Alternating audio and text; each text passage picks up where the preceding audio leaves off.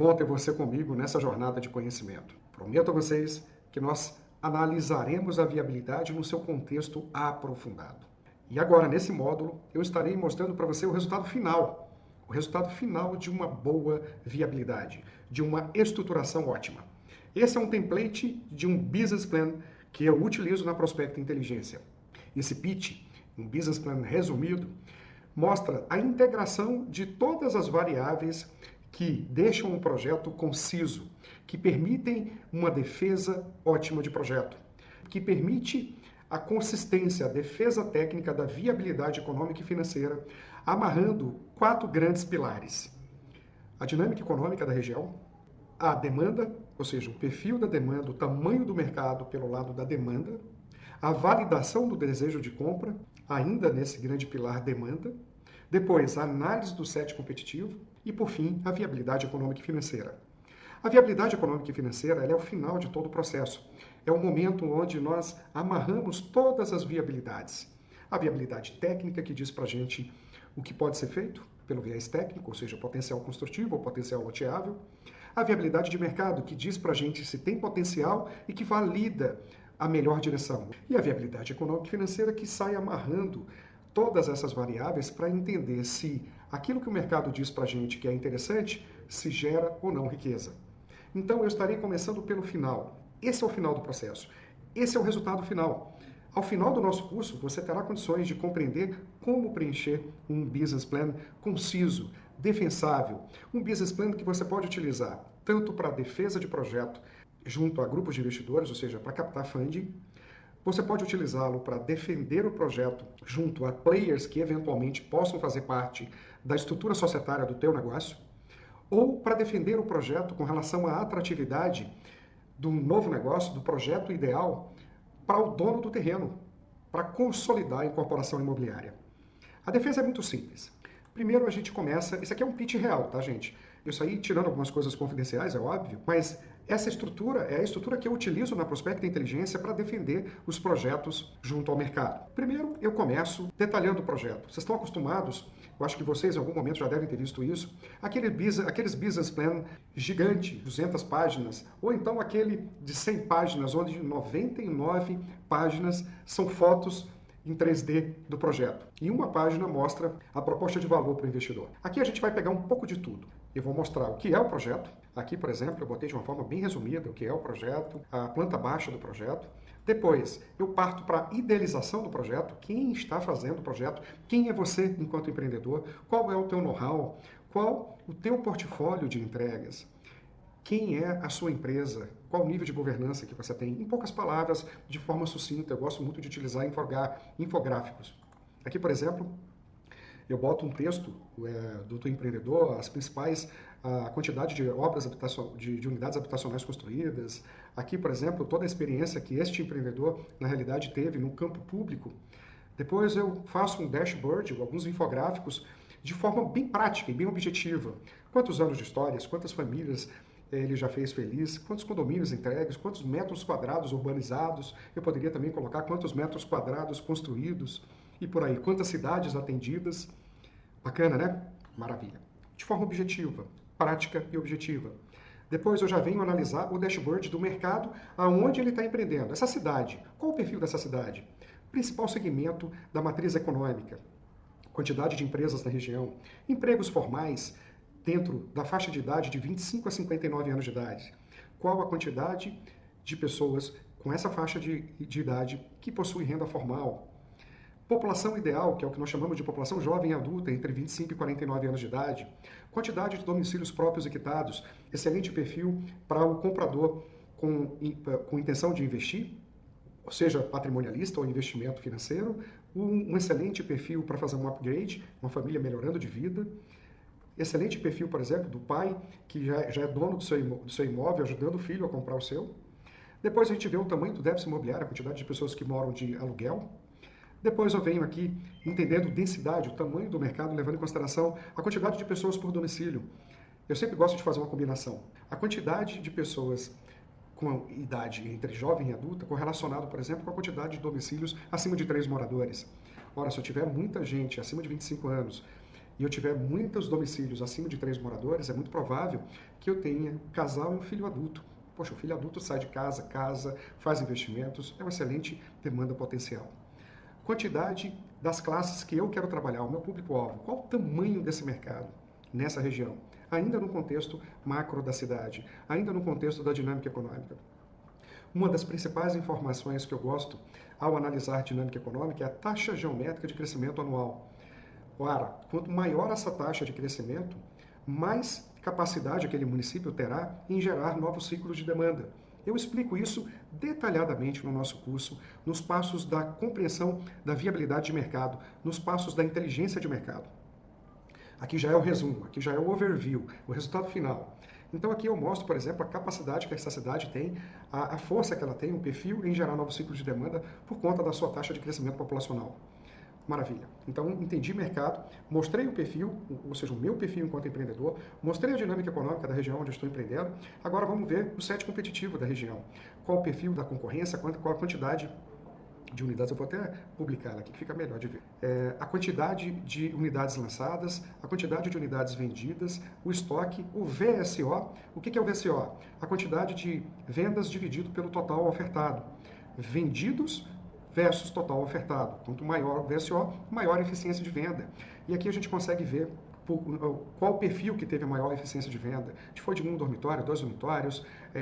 Aqui, por exemplo, eu enfatizei bastante, porque esse equipamento, ele estaria na área de expansão urbana da região, ele era um condomínio fechado, e a proposta de valor desse condomínio era o uso híbrido de primeira e segunda residência. Cada um ia ter uma piscinazinha pequena. Nenhum concorrente tinha essa proposta de valor na região analisada. Aqui a gente vê o perfil de vagas, de garagem, do dormitório, de metragem quadrada, de preço, enfim. Aqui a gente já entende todo o set competitivo na região. E, sobretudo, aquilo que está tendo eficiência de venda e aquilo que não está tendo eficiência de venda. Depois eu venho para o dashboard da demanda. Antes eu tinha entendido o quê? Dinâmica econômica e o tamanho desse mercado, analisando a quantidade de famílias que têm domicílio próprio quitado, a quantidade de famílias que moram de aluguel, o meu público-alvo totalmente focado dentro dos deltas de renda que eu desejava. Aqui eu já estou partindo para o quê? Para validação. Para validação desse mercado com relação a desejo, aprovação de produto, perfil do comprador. Aqui a quantidade de pessoas que foram entrevistadas, por gênero, faixa etária, por renda, onde eles moram, estado civil, a configuração da família, tipo de domicílio que a maior quantidade dos entrevistados possui, configuração da casa que eles desejam, a mobilidade, se eles têm carro ou não, o principal gatilho mental que foi sinalizado como importância para essas pessoas com relação a atributos, outra variável extremamente importante, e aí depois eu venho para teste de compra do produto. Antes eu estava conhecendo as pessoas e aqui eu começo a validar ou não o projeto. O projeto foi validada a localização, porém eu tive só 39% de intenção de compra, a finalidade da compra é para moradia, o tempo da compra, a maior parte delas, 22%, comprariam unidade em 6 meses. Seguido de 20% em um ano. Então, 42% aqui é uma venda de curto prazo. Momento da compra, a maior parte prefere comprar durante a obra, ou seja, na planta. O delta de preço ele estava totalmente alinhado com aquilo que o empreendedor desejava colocar. A estrutura de pagamento, o perfil de pagamento totalmente alinhado com o que o empreendedor gostaria. Aqui teve a validação do condomínio. E aqui uma série de gatilhos que eu sempre gosto de colocar para mostrar quais foram os atributos do empreendimento, quais foram escolhidos, né, os principais atributos do empreendimento, sob a ótica da percepção de valor de quem compra. Eu sempre gosto, isso aqui eu vou mostrar para vocês lá na viabilidade de mercado, lá nos passos da inteligência.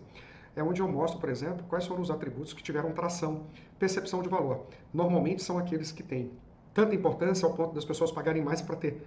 E aí a gente sai mostrando o projeto, ou seja, validando o projeto que foi mostrado lá no início, no contexto da percepção de valor local, sobretudo pela ótica de quem compra e não pela ótica de quem vende. Depois eu venho para o tamanho do mercado. Ora, lá em cima eu validei, aqui eu validei a intenção, entrevistei, vi a quantidade de oferta e aqui eu correlaciono tudo. A demanda, o tamanho desse mercado com a quantidade de oferta que tem na região e eu vejo se tem ou não mercado.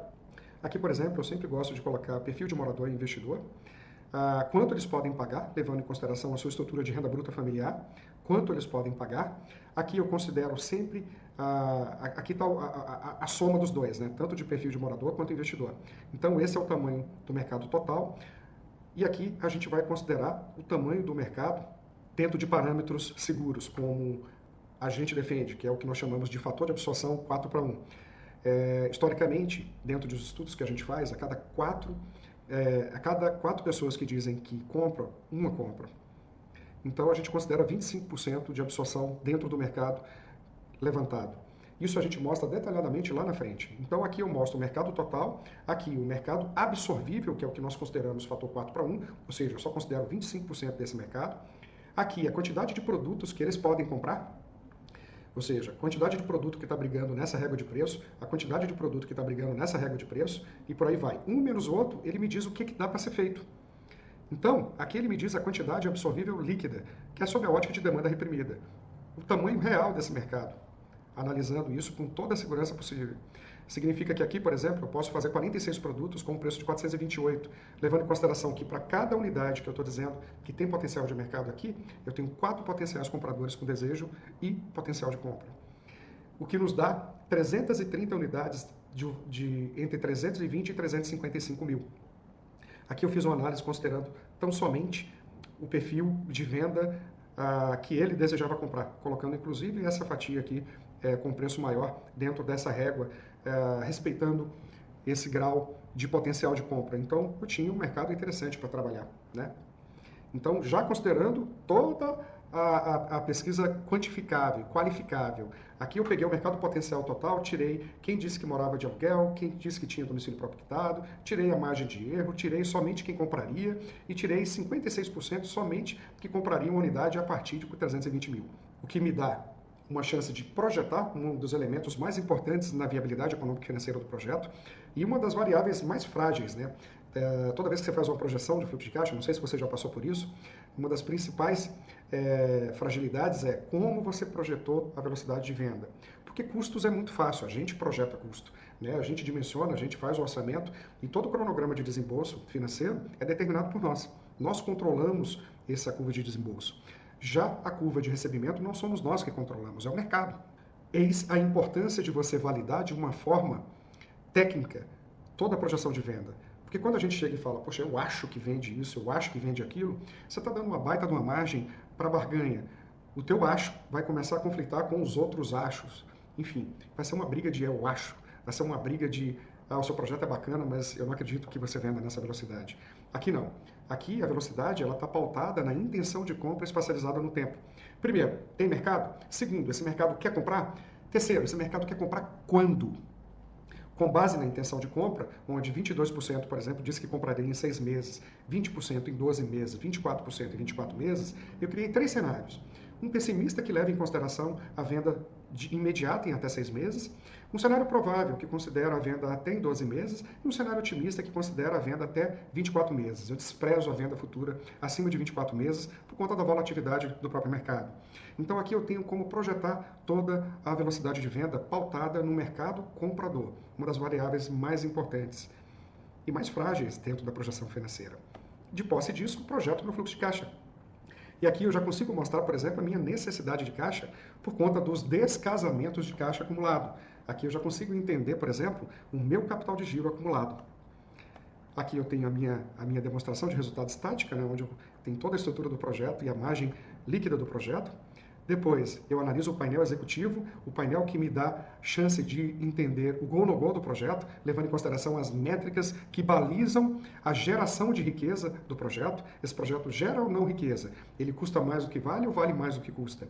Aqui eu digo ponto de equilíbrio, quantas unidades eu preciso vender para ficar no 0 a 0, que me dá chance, por exemplo, de entender a quantidade de vendas para poder eu depois vender com mais calma e quem sabe até mesmo pegar um pouco mais de preço. Aqui eu tenho valor presente líquido. O que é valor presente líquido? No curso eu vou explicar tudinho isso para vocês. Eu tenho a lucratividade, eu tenho a necessidade de caixa com base na exposição de caixa, eu tenho o ROI, quanto eu ganhei para cada real que eu aportei, uma das principais variáveis que eu defendo, se não a principal delas, porque ela leva em consideração a eficiência do uso para cada real aportado. Ela leva em consideração a taxa de retorno direta que o empreendedor busca. Quanto ele ganha, ou seja, quanto ele bota no bolso, correlacionado com quanto ele tira do bolso. Para cada real que ele tira do bolso, quanto ele ganhou. Então é essa taxa de retorno direta que a gente vai trabalhar, tanto ela nominalmente, quanto ela a valor presente. Você vai entender isso no curso. Qual o tempo de devolução do capital investido? Então aqui a gente tem todas as métricas de go no go do projeto, as métricas que dizem para a gente sob a ótica da projeção do fluxo de caixa, fluxo de caixa dinâmico, métricas de geração de riqueza, métricas de go no go do projeto. É aqui que eu tomo decisão do projeto, é aqui que eu mostro se o projeto é ou não interessante. Depois eu pego o fluxo, a exposição de caixa, ou seja, o meu capital de giro, e mostro, por exemplo, que nesse caso aqui, o objetivo era captar investidores. Aqui a gente mostra como esse capital, como esse capital de giro deverá ser aportado. Isso considerando ele num tempo. Você vê que eu demoro quase que 2 anos para poder chegar no capital máximo acumulado. E eu tenho um cronograma de aporte mensal. Um investidor, quando vê isso, ele fica de pé no chão. Ele consegue fazer um planejamento. Ele consegue entender que aqui você está amarrando, que você entendeu o tamanho do mercado pelo lado da demanda, que você entendeu a concorrência, que você viu que tem mercado, ou seja, a demanda é maior do que a oferta, que você viu que a demanda deseja comprar o teu produto. E melhor, quando ela deseja comprar o teu produto. E a partir da integração de todas essas variáveis de receita, custo e despesa, você viu toda a projeção do seu negócio no tempo, entendendo que ele é interessante, que ele tem uma rentabilidade boa, e aqui você consegue defender esse cronograma de aporte. Depois disso, aqui eu terminei, aqui é o template, eu gosto sempre de analisar uma série de variáveis ligadas à comparação, né? Aqui a taxa de rentabilidade, aqui por exemplo, acho que passou até batida aqui, ele estava oculto, por isso. Aqui, por exemplo, eu mostro quanto o empreendedor ele iria ganhar para cada real aportado, né? Levando em consideração o payback, somado à taxa de remuneração líquida sobre o capital investido, o projeto apresenta uma proposta de ganho de 80% ao valor presente. Aqui é o tempo, né, máximo da necessidade de investimentos. Eu boto alguns slides a mais de comparação, né, porque aqui, se eu tenho, por exemplo, a variável de rentabilidade anual, eu já consigo comparar com as melhores oportunidades de investimento, sejam elas ligadas à renda fixa, pré-fixada, pós-fixada, ou seja, todas as oportunidades que o mercado tem com relação a papéis de mercado, a gente já consegue fazer um bom comparativo e entender, por exemplo, defender ainda mais a rentabilidade do projeto. Então, aqui o cronograma de cada investidor. Nesse caso, se você tiver mais de um investidor, você pode botar o cronograma de aporte por investimento. Enfim, e você consegue defender a lógica de atratividade do teu projeto. Observe que, de forma simples, de forma concisa, eu estou mostrando o projeto, a atratividade da região. Eu não digo nem a atratividade, mas o perfil da região, sob a lógica da dinâmica econômica, o tamanho do mercado pela lógica da demanda, a validação do mercado pela lógica da demanda, o tamanho da oferta, ou seja, o set competitivo e a eficiência de venda, o tamanho do mercado pela lógica de demanda reprimida, a validação desse mercado pela lógica da intenção e desejo de compra, e a validação do projeto pela lógica da projeção de todas essas variáveis de forma integrada. Ou seja, o projeto ele está defendido. Essa é a proposta de valor. Ao final desse curso, você vai conseguir entender aonde você vai buscar as informações para que você consiga ter uma apresentação defensável, para que você consiga mostrar a tua oportunidade, em primeiro lugar, para você mesmo, para que você consiga fazer um pitch bem conciso e validar aquela oportunidade para você, e depois, para que você tenha condições de validar para todos os stakeholders, todos os envolvidos no projeto que podem adentrar nesse negócio. Enfim, investidores, parceiros, dono de área, por potenciais sócios. É o que eu chamo de estruturação ótima. É você conseguir defender sem achismo, mas o tempo inteiro de forma técnica e concisa, e totalmente integrada. O final dela, a viabilidade econômica e financeira, depende da amarração de todas essas outras variáveis. Do tamanho do mercado, da viabilidade de mercado, do desejo de compra e, sobretudo, da hipótese de geração ou não de valor. Esse é o pitch. Eu utilizo essa ferramenta, eu utilizo um modelo como esse de apresentação para defender os projetos que são viáveis. Vamos em frente. Nós estamos só no começo. Agora eu vou começar a mostrar para você detalhadamente, passo a passo, da viabilidade do mercado, depois da viabilidade econômica e financeira, utilizando a nossa ferramenta incrível, TIV 4.0. Vem comigo.